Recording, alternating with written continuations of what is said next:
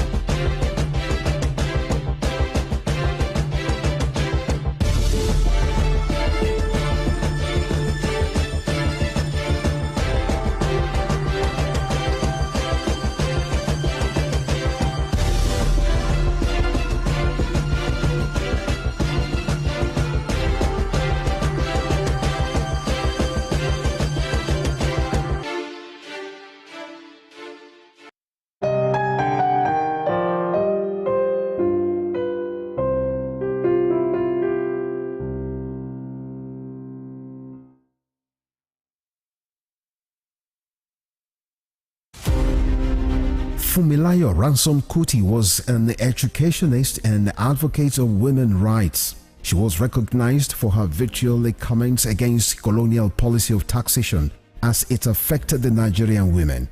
Bere, as fondly addressed by her women followers, Funmilayo championed the initiation of universal adult suffrage, which gave an unprecedented leeway for women to contest elective offices and power to exercise voting rights. Married to a foremost educationist and teacher, Israel Oladotun Ransome Kuti, the first president of Nigeria Union of Teachers, Funmilayo Ransome Kuti was the mother of children who inherited her spirit of activism. Olufela and Be Kololari, the former, a renowned musical legend. She was the first female student of Abeokuta Grammar School and the first female to own and drive a car in Nigeria.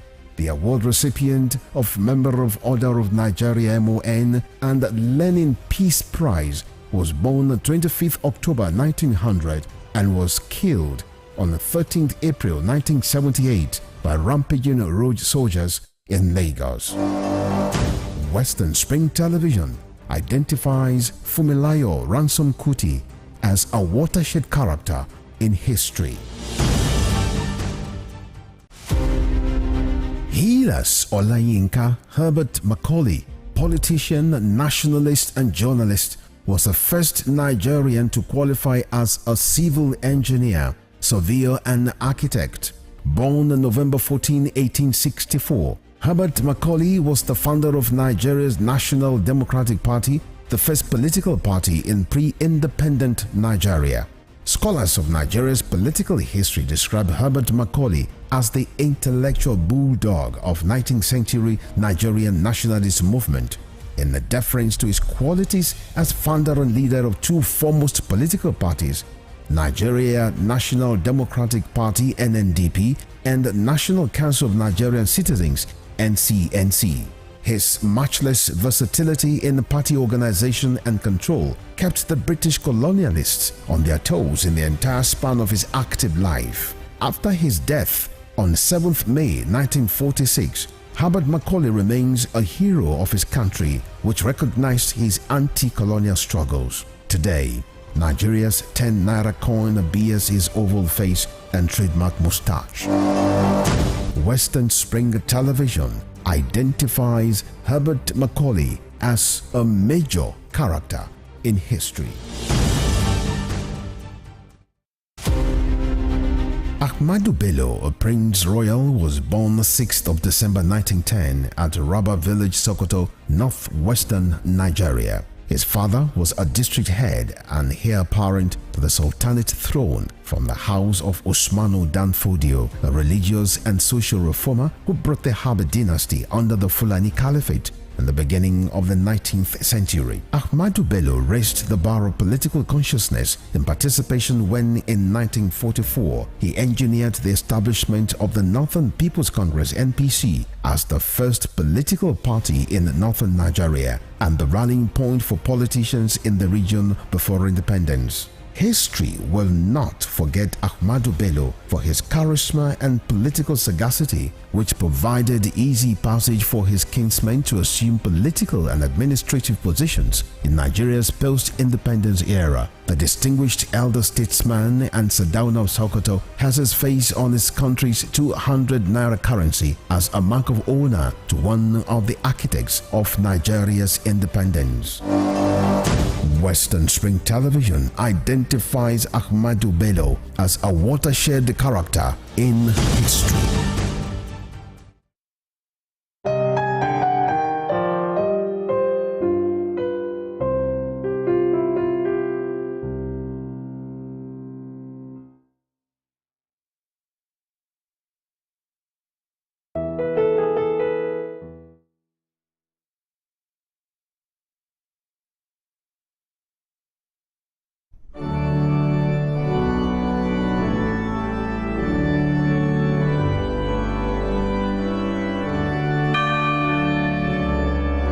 Here are 5 amazing fun facts I bet you never knew about Christianity.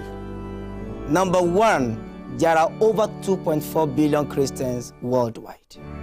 Amazing fun fact number 2.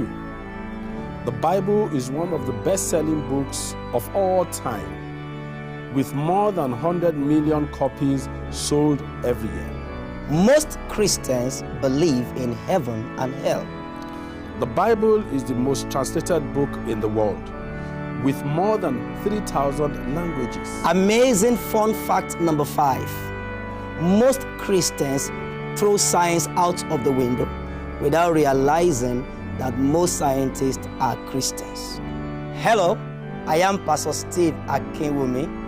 And I am Dr. ATEWEH Oyewole. Join us as we highlight and discuss day-to-day issues pertaining to the day-to-day living of every Christian. Issues in Christendom shows every Sunday on Western Spring Television, channel 190, only on StarTimes. Evelyn Ohiole, Hi. King Eve. How are you today? I'm good, I'm fine, I'm alive. I really feel like she's not giving the right answer to the question. When one asks you, how are you? And you said, you're saying, I'm alive. It's very annoying, seriously. How are you? I'm fine. I feel I'm fine would be the right answer instead of I'm alive. Not that I asked you if you're dead before. Go and check all these 14-year-old, 15-year-old, 16-year-old, everybody, they are extraordinarily sexually active. I feel is being unnecessarily hyper when it comes to the issue of sex, because we talk about other topics and it feels so reserved. It really doesn't have anything much to say when it comes to other stuff.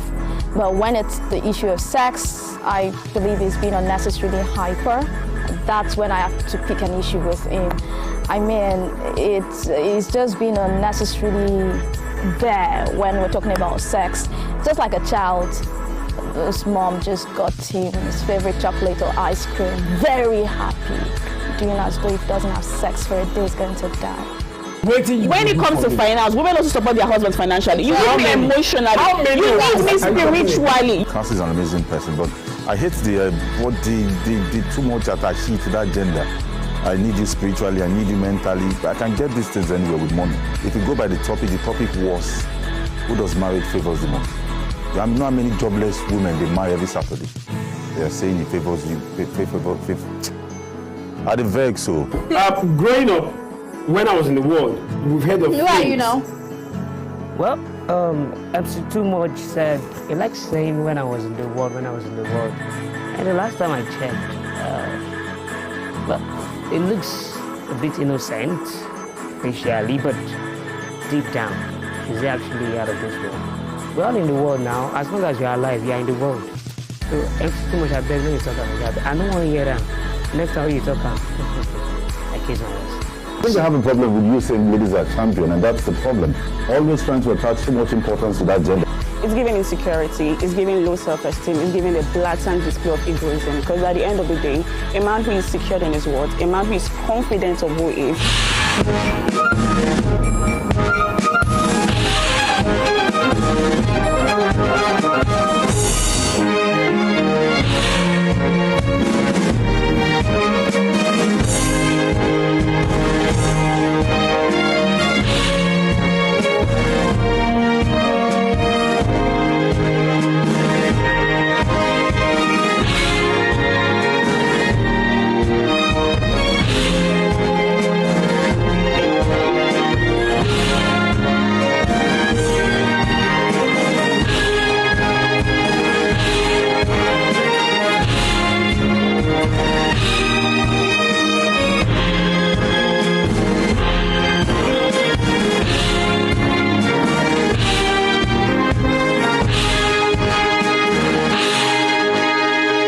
Western Spring Television. Ours it is.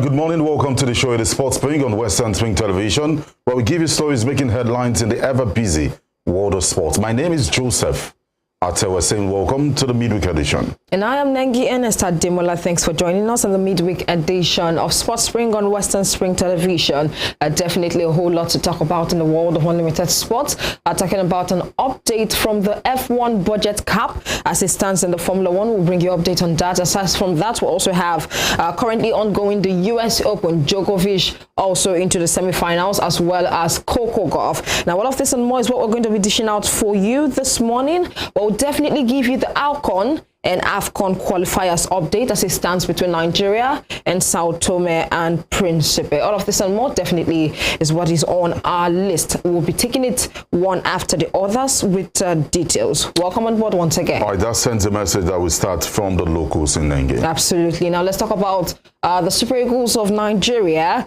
And of course, the Super Eagles will have their first training session at 5 p.m. on Wednesday, which is today, ahead of their 2024 African Nations Cup qualifier last group matches versus Sao Tome and Principe at the Gospel Agbabio Stadium, Uyo, Akwa Ibom State. Now, the Super Eagles camp for the African Cup of Nations qualifiers against Sao Tome and Principe will start bubbling as from today, as camp officially opened for resumption. Meanwhile, as at Tuesday afternoon, the officials of the team have settled down at the 4 Points Sheraton Hotel, Uyo, waiting to receive the players and prepare them for the weekend encounter. And Eagle coach Jose Pesero has called up 23 players ahead of their 2023 African Cup of Nations qualifiers against Sao Tome and Principe this weekend. And Super Eagles defeated Sao Tome and Principe 10-0 in the very first leg of the 2023 African Cup of Nations qualifiers in Libya, and will be looking forward to repeat same superb performance in front of their home fans. And aside from that, Joseph, we also understand the fact that Boniface and Gift Urban are also in the country, stated by news report. They arrived in the country yesterday, and both players are definitely making all the headlines in the world of football last season while presenting their clubs, Gent and USG respectively. Now, Boniface has continued his impressive form with his new club, Bayer Leverkusen, in the German Bundesliga, while while Orban has also kept his scoring form for Gent. And of course, the duo touched down in Nigeria yesterday afternoon as the Super Eagles camp is set to open officially today. Now, when we talk about these two names, Joseph, the likes of Victor Boniface and Gift Orban, these were some of the omission last time. Of course, the Super Eagles played against some of the opponents for the 2023 AFCON qualifiers. But this time around, they have arrived the country, and we expect more of them come the Sunday clash. Definitely, and as we said earlier, that the camp has opened officially. And officially opened today, so we expect the players by this evening. We should be having at least 10 of the players that have been invited in the camp, and we'll wait and see what happens in the game between Nigeria and Sao Tome and Principe in that. But let's move on with more stories and talk about the outcome here. We know that the NFF are yet to decide the date and venue for the game. Absolutely. Now, we just gave you updates coming from the AFCON qualifiers, which states that camp officially opens today. And by 5 p.m. Nigerian time, some of the players who have arrived the country, the likes of Victor Boniface, Gift Orban, and the rest of them who would arrive before that 5 p.m. time will definitely go out for training right there in the Godswill Akpabio Stadium. Now, moving on and talking about the AFCON qualifiers. Now, the Nigerian Football Federation, that's the NFF, has not decided the date and venue of Super Falcons versus Sao Tome and Principe 2024 African Women's Cup qualifier. Now, the 9-time African champions are scheduled to host Sao Tome and Principe between the 18th to 22nd of September 2023 in the first round of the 2024 African Nations Cup qualifier, with the return leg holding 4 days later. Now, the General Secretary of the NFF, Sanusi Mohammed, in an exclusive interview with some reporters, said that the Federation has not decided on the date and venue of the match. Now, he also added, we have not also decided on the venue of the match, but we will let Nigerians know all this once decision is taken. And the Super Falcons, of course, had a decent outing at the just concluded FIFA Women's World Cup,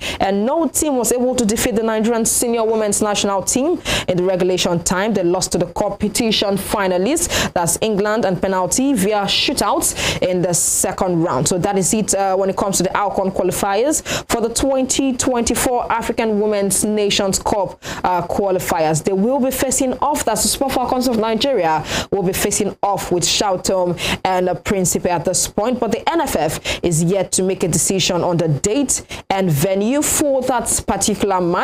Well, we'll keep close tabs on this and bring you further updates as it unfolds. And still with more stories while we struggle to get the details on these. Let's talk about the NFF and the settlement of bonuses. 90% has been done by the NFF, and that's what we're getting, that the Super Falcons have gotten 90% of their salaries, and that is what is being reported on the media this morning. Absolutely. Across all of the dailies, of course, we have this news coming up, talking about the NFF getting to settle 90% of the Super Falcons unpaid bonuses and allowances. Now, the Nigerian Football Federation has settled the backlogs of unpaid bonuses and allowances they are owing the players of the Super Falcons. The Federation, however, admitted that it has not paid the away-winning bonus of Super Falcons players and officials versus Ivory Coast, while other debts, except the 2023 FIFA Women's World Cup bonuses, which has not been paid by FIFA, have been paid. Now, before the settlement of the debt, the Federation were owing each players at least the sum of $16,000 and 510,000 naira, being total amount owed for accumulated players' allowances and bonuses since 2021. And some of the matches whose allowances and bonuses were settled include the international friendly matches against USA, Austria, Japan, and Mexico. And they have also recently settled match bonus for the home win against Cote d'Ivoire in the African Nations Cup qualifiers. And just like I stated earlier on when we started the show, I told you about the fact that the Super Falcons will be set to host Sao Tome and Principe in Nigeria between the 18th and 22nd of this month in the African Women's Nations Cup qualifier in a double header before playing the second leg 5 or 6 days later. So coming in right here, we know that the NFF has settled 90% of the Super Falcons unpaid bonuses and allowances, ranging back from 2021 but that of the 2023 FIFA Women's World Cup bonuses has not been paid yet. But for the other ones dating back as far back as 2021, of course, they've been able to make payments and settlement of debt as it concerns those ones. Well, in as much as they've paid 90%, we hear that what they did at the World Cup, the money they're spending at the World Cup has still not been paid. And what they've gotten is, what's the name right now? Backlogs of salaries and wages that were owed. And we're still waiting for an official statement from FIFA. Absolutely. If that has been done. But we understand that 90%, but we still want them to pay them as a when due. Once FIFA drops that money, it should be paid. Now let's talk about the NFF and clearing the rumors that have been making the rounds that they have sacked Randy Waldrum. But then we have a message here that they haven't sacked Randy Waldrum. But confirmation is that Randy Waldrum is still, as at this moment, the Super Falcons coach. Absolutely, Joseph, you're right by that statement. And of course, this is one major story making the rounds in the world of sports. And this report was filed in by Punch newspaper. Now, the Super Falcons coach Randy Waldrum said he was bemused by stories making the rounds in the media